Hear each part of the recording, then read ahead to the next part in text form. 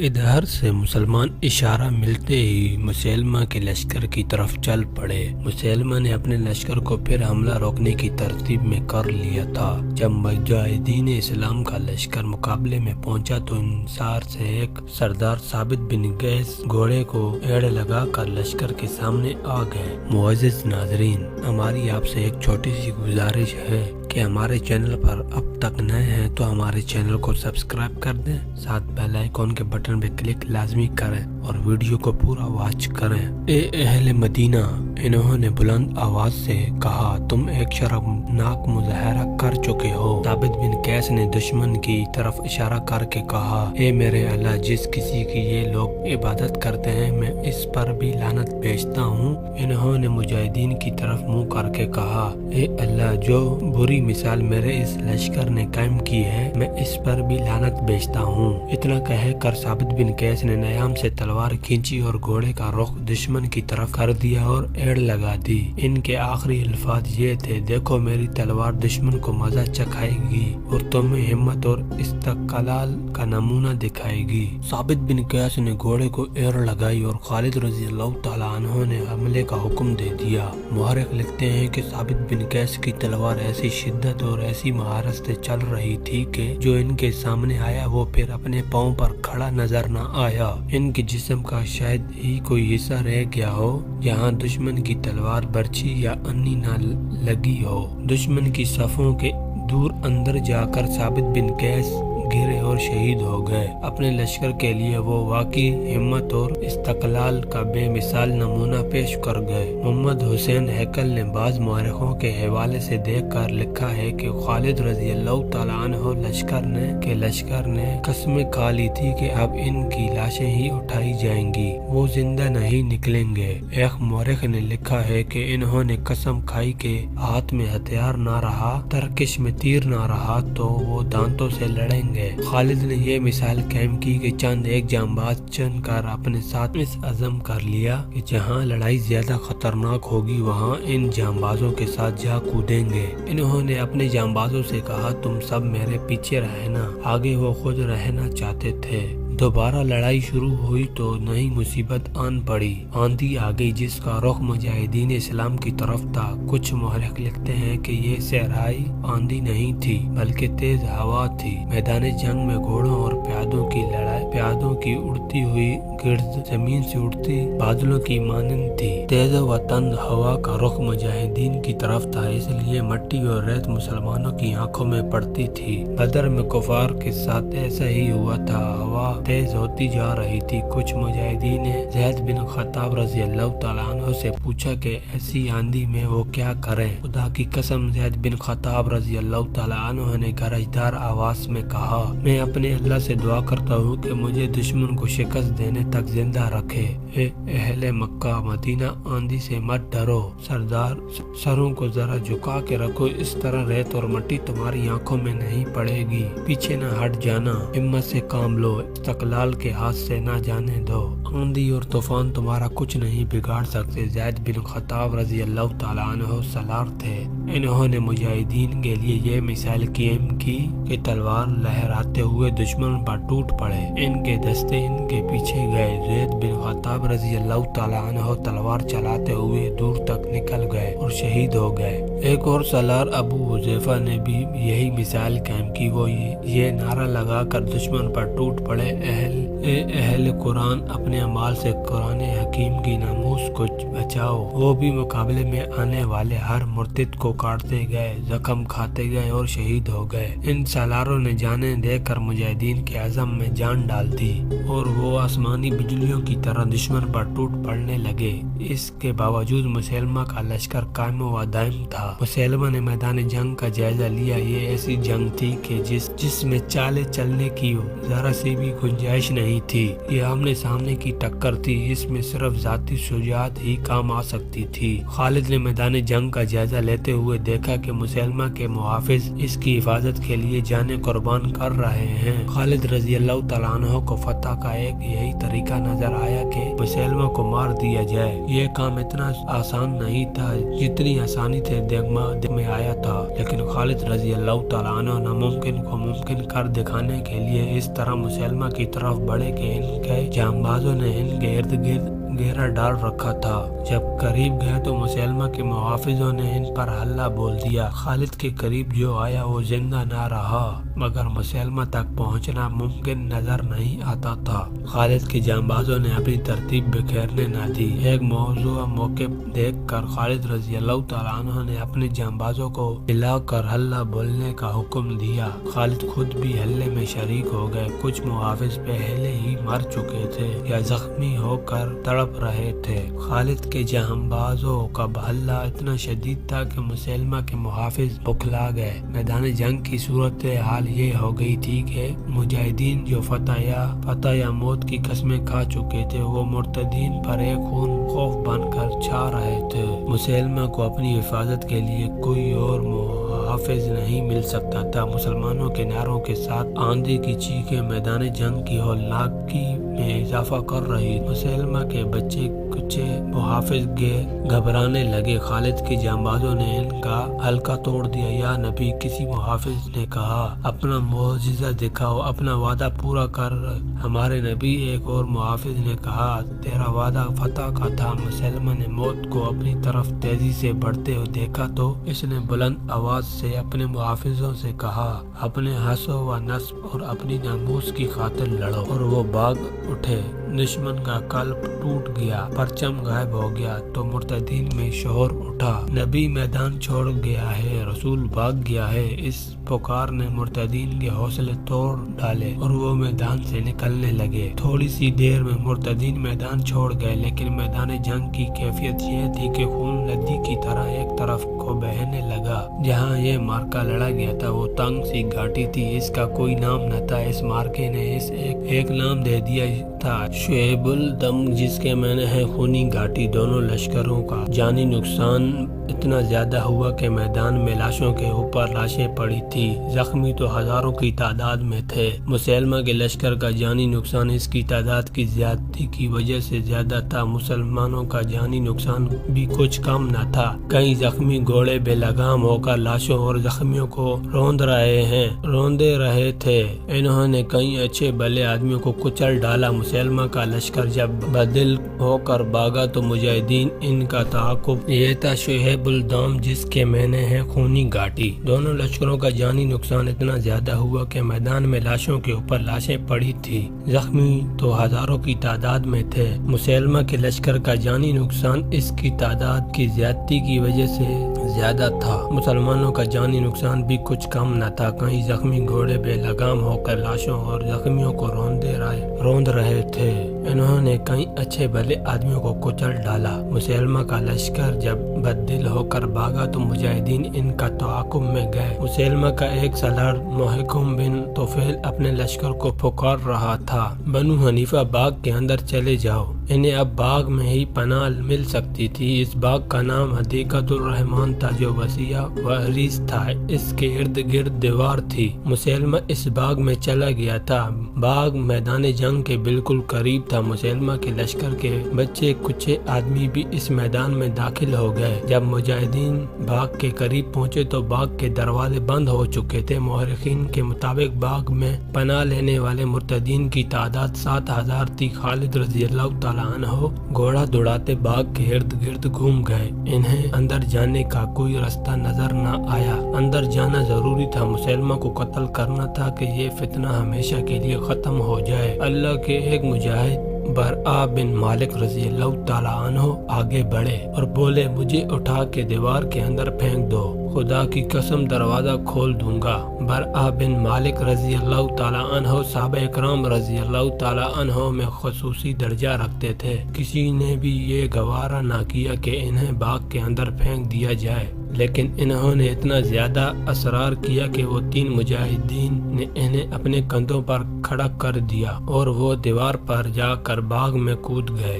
باغ میں دشمن کے 7,000 آدمی تھے اور برآ رضی اللہ تعالی عنہ اکیلے۔ 7,000 کفار میں ایک مسلمان کو کود جانا ایسے ہی تھا جیسے کوئی آتش فشاں پہاڑ کے دہانے کے اندر کود گیا ہو۔ برآ بن مالک رضی اللہ تعالی عنہ سراب عشق تھے جو آتش نمرود میں کود گئے تھے۔ انہوں نے باغ کا دروازہ اندر سے کھولنے کا بے حد خطرناک کام کسی کے حکم کے بغیر اپنے ذمہ لے لیا تھا۔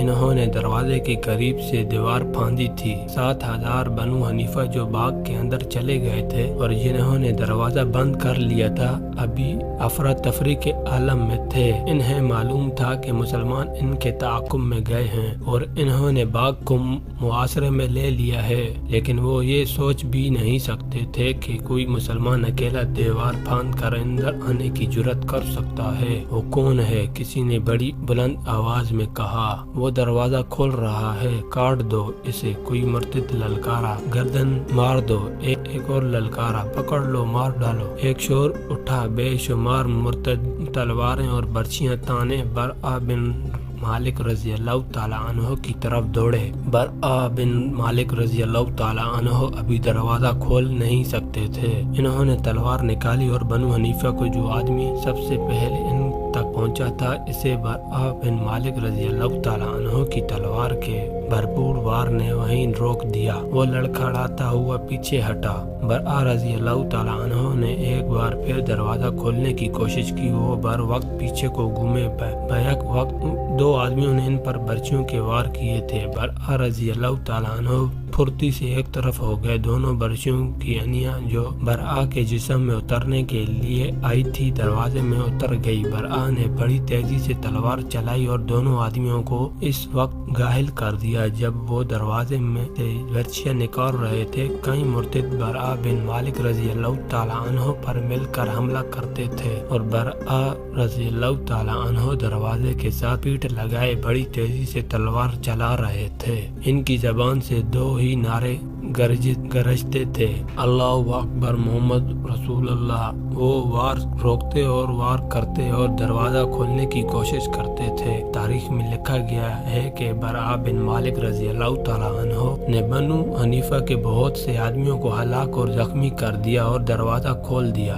بعض مورخوں نے لکھا ہے کہ برآ بن مالک رضی اللہ تعالی عنہ کے پیچھے چند اور مسلمان دیوار پھاند کر اندر چلے گئے تھے جنہوں نے تیروں سے مرتدین کو دور رکھا اور برآ رضی اللہ تعالی عنہ نے دروازہ کھول دیا۔ اس پر تمام مورخ متفق ہیں کہ سب سے پہلے برآ بن مالک رضی اللہ تعالی عنہ دیوار پھاند کر اندر گئے تھے۔ دروازہ کھلتے ہی مسلمان اس طرح دروازے میں سے اندر جانے لگے جیسے نہر کا کنارہ کہیں سے ٹوٹ گیا ہو۔ بہت سے مسلمان خالد رضی اللہ تعالی عنہ کے کہنے پر دیوار پر چڑھ گئے ہیں۔ یہ سب تیر انداز تھے۔ انہوں نے بنو حنیفہ پر تیروں کا می برسا دیا۔ مسلمان جو اندر چلے گئے تھے وہ بنو حنیفہ پر قہر کی مانند ٹوٹے۔ مرتدین کا قتل عام ہونے لگا۔ ان کے باغ نکلنے کے راستے مسدود ہو چکے تھے۔ وہ اب زندہ رہنے کے لیے لڑ رہے تھے۔ ان کا نبی خواہ جھوٹا ہی تھا، ان کے ساتھ تھا، اس کی للکار سنائی دے رہی تھی اور وہ بڑی بے جگری سے لڑ رہے تھے۔ مرتدین کی تعداد بہت زیادہ تھی جو بڑی تیزی سے کم ہوتی جا رہی تھی۔ باغ خون سے سیراب ہو رہا تھا۔ خالد کے ذہن میں یہی ایک ارادہ تھا کہ مسلمہ کو قتل کیا جائے ورنہ لڑائی ختم نہیں ہوگی، لیکن مسلمہ کہیں نظر نہیں آ رہا تھا۔ مسلمہ قذاب خالد رضی اللہ تعالی عنہ کو تو نظر نہیں آ رہا تھا، ایک اور انسان تھا جس کی عقابی نگاہوں نے مسلمہ کو دیکھ لیا تھا۔ وہ حبشی غلام وحشی بن حرب تھا۔ برچی نشانے پر پھینکنے میں وحشی کا مقابلہ کرنے والا کوئی نہ تھا۔ اس نے ایک بار اپنی برچی کا کمال سب کو دکھایا تھا۔ ایک رقصہ کے سر پر ایک کھڑا جو کانچ کے اوس سائز کا تھا، اس کے بالوں کے ساتھ اس طرح باندھ دیا گیا تھا کہ کھڑا اس کے سر پر کھڑا تھا۔ وہ ناچنے لگی اور وحشی برچی لے کر چند قدم دور کھڑا ہو گیا۔ اس نے برچی ہاتھ میں اٹھا کر تولی اور رقصہ کر رہی تھی۔ یوں ہی رقصہ موضوع زاویہ پر آئی، وحشی نے تاک کر برچی پھینکی۔ برچی رقصہ کے سر پر کھڑے میں سے گزر گئی۔ जंग ओहद में वहशी बिन हरब ने रसूल करीम सल्लल्लाहु अलैहि वसल्लम के चचा हमजा बिन अब्दुल मुत्तलिब को इसी तरह बर्ची फेंक कर शहीद किया और अबू सुफियान की बीवी हिंद से इनाम वसूल किया था। इस वक्त वहशी मुसलमान नहीं हुआ था। फतह मक्का के बाद इसने इस्लाम कबूल कर लिया था। अब मुसलमा कज़्ज़ाब के खिलाफ जंग में वहशी मुसलमानों के लश्कर में था। बाग के खूनरेज़ मार्के में इसने मुसलमा को देख लिया था। इसने खालिद रज़ी अल्लाह तआला अन्हु की ज़बान से सुन लिया था कि मुसलमा को खत्म किए बगैर लड़ाई खत्म नहीं होगी। वहशी मुसलमा की तलाश में दुश्मन की तलवारों और बर्छियों से और अपने साथियों की तीरों से बचता, लाशों और तड़पते हुए जख्मियों से ठोकरें खाता सारे बाग में घूम गया और इससे मुसलमा नजर आ गया। मुसलमा अपने मुआवज़ों के नरगे में था, जो इस कदर जानबाजी का मुजाहरा कर रहे थे कि किसी को करीब नहीं आने देते थे। वहशी को करीब जाने की जरूरत नहीं थी। मुसलमान मुसलमा के मुहाफिजों के साथ लड़ रहे थे और इनके इर्द गिर्द वहशी घूम रहा था कि मुसलमा पर बर्छी फेंकने का मौजूदा मौका और सही जाविया मिल जाए। इसे एक मौका मिल गया, लेकिन इसके रास्ते में एक खातून उम्मे उमारा आ गई। वो भी मुसलमा तक पहुंचने की सही कर रही थी। वो अपने बेटे के साथ थी। वो मुसलमा के मुहाफिजों का इसार तोड़ने के लिए आगे बढ़ी तो एक मुर्तिद की तलवार ने इन्हें रोक लिया। उम्मे उमारा ने अपनी तलवार से इसे गिराने की बहुत कोशिश की, लेकिन मुर्तिद के एक वार ने उम्मे उमारा का एक हाथ साफ काट दिया। इनके बेटे ने तलवार के एक ही वार से इस मुर्तिद को मार डाला और ये मुजाहिद अपनी माँ को साथ ले गया। वहशी को मौका और जाविया मिल गया। उसने बर्छी को हाथ में तोला और ताक कर पूरी ताकत से बर्छी मुसलमा पर फेंकी। बर्छी मुसलमा के पेट में उतर गई। इसके हाथों ने बर्छी को पकड़ लिया था, लेकिन बर्छी अपना काम कर चुकी थी। मुसलमा के हाथों में बर्छी को पेट से निकालने की ताकत नहीं थी। मुसलमा गिरा, इसे मरना ही था, लेकिन अबू दुजाना रज़ी अल्लाह तआला अन्हु ने इसे तड़प तड़प कर मरने की अजियत से इस तरह बचा लिया कि इसका सर तलवार के एक जोरदार वार से इसके धड़ से अलग कर दिया। अबू दुजाना मुसलमा की सर कटी लाश अभी देख ही रहे थे कि मुसलमा के एक मुहाफिज ने पीछे से इतना सख्त वार किया कि अबू दुजाना गिरे, फिर उठ ना सके और शहीद हो गए। अबू हनीफा एक मर्तद गला फाड़ कर चिल्लाया, हमारे नबी को एक सया फाम हबशी ने मार डाला है। मुआरिख इब्ने हिशाम ने लिखा है कि बाग के अंदर मार्के की खून रेजी में ये आवाजें सुनाई देने लगी, नबी मारा गया है, मुसलमा कत्ल हो गया है। मुसलमा कज़्ज़ाब के कत्ल का सहरा बिला शक व शुबा वहशी बिन हरब के सर है। वहशी की जिंदगी अजीब गुजरी है। बताया जा चुका है कि इसने बिल्कुल इसी तरह जिस तरह इसने मुसलमा को बर्छी खींच कर कत्ल किया था, हमजा को जंग ओहद में शहीद किया था।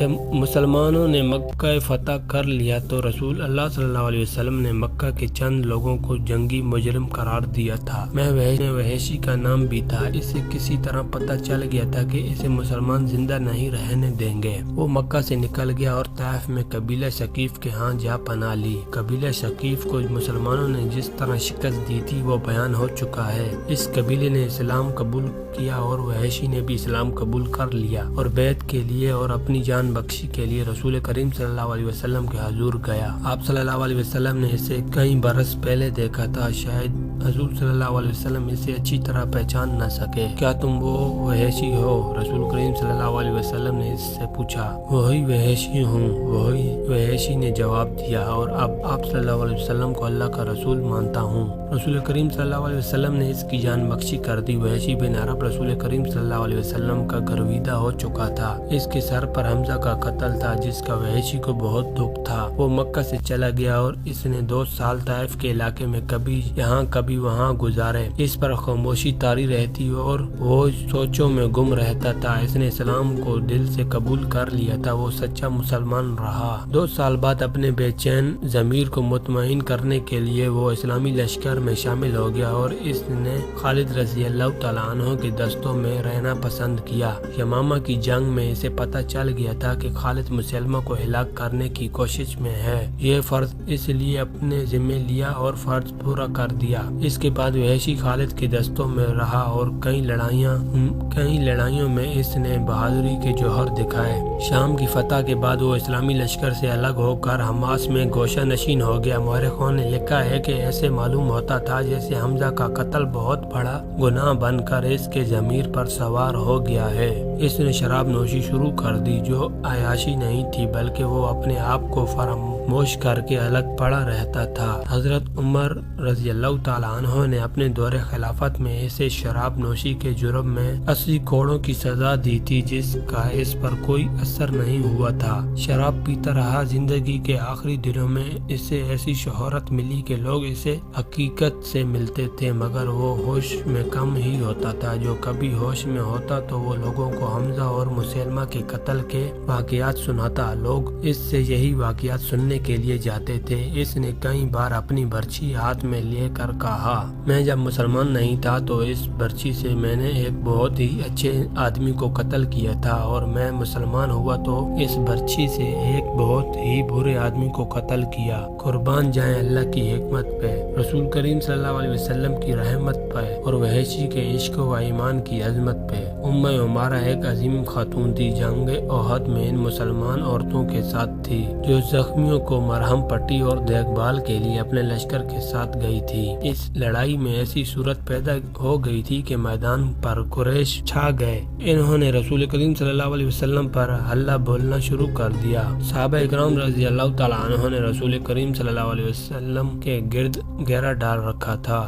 دشمن کے حملے اتنے شدید تھے کہ آپ صلی اللہ علیہ وسلم کے محافظوں کا گھیرا ٹوٹ گیا۔ قریش کا ایک آدمی ابن کما رسول کریم صلی اللہ علیہ وسلم تک پہنچ گیا۔ رسول کریم صلی اللہ علیہ وسلم کے دائیں مصعب بن عمیر رضی اللہ تعالیٰ عنہ تھے، اور اس وقت ام عمارہ بھی قریب ہی تھی۔ انہوں نے جب رسول کریم صلی اللہ علیہ وسلم کو خطرے میں دیکھا تو زخمیوں کو پانی پلانے اور انہیں اٹھانے کا کام چھوڑ کر رسول کریم صلی اللہ علیہ وسلم کی طرف دوڑی۔ انہوں نے ایک لاش یا شدید شاہد زخمی کی تلوار لے لی۔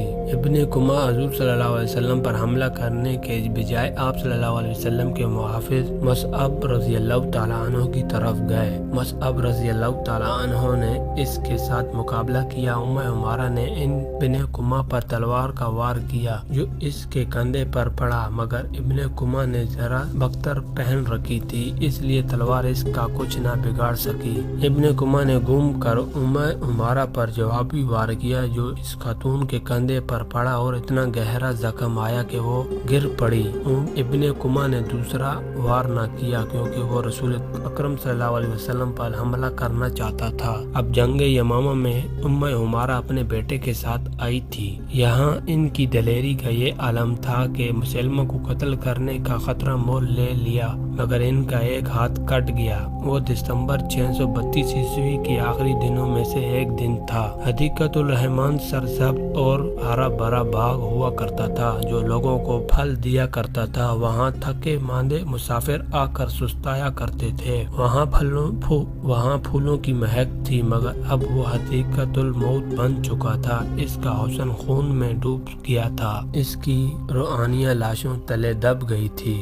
جہاں پرندے چہچہاتے تھے وہاں زخمیوں کی چیخوں و پکار تھی۔ زخمی گھوڑے بے لگام باغ دوڑ رہے تھے، ان کے ٹاپ یوں سنائی دے رہے تھے جیسے موت بے ہگم کہہ کے لگا رہی ہو۔ جب شور اٹھا کہ مسلمہ مارا گیا ہے تو مرتدین نکل بھاگنے کا راستہ دیکھنے لگے۔ وہ تو پہلے ہی بھاگے ہوئے اس باغ میں آئے تھے، ان پر پہلے ہی مسلمان دہشت بن کر طاری ہو چکے تھے۔ باغ میں وہ ہزاروں کی تعداد میں مارے گئے تھے۔ وہ ایسی جنگ لڑ رہے تھے جو وہ پہلے ہی ہار چکے تھے۔ ان کے کانوں میں یہ صدائیں پڑی کہ ان کا نبی مارا گیا ہے تو ان کی رہی سہی ساکت بھی ختم ہو گئی۔ ان میں جو ابھی تک لڑ رہے تھے وہ باغ سے نکل بھاگنے کی کوشش تھی۔ شکست ان کے ذہنوں پر مسلط ہو چکی تھی۔ وہاں سے کچھ دور مسلمانوں کی لوٹی ہوئی تباہ حال خیمہ گاہ میں صرف ایک خیمہ صحیح سلامت کھڑا تھا۔ یہ خالد رضی اللہ تعالیٰ عنہ کا خیمہ تھا۔ بنو حنیفہ باقی تمام خیمے پھاڑ کر پرزے کر گئے تھے۔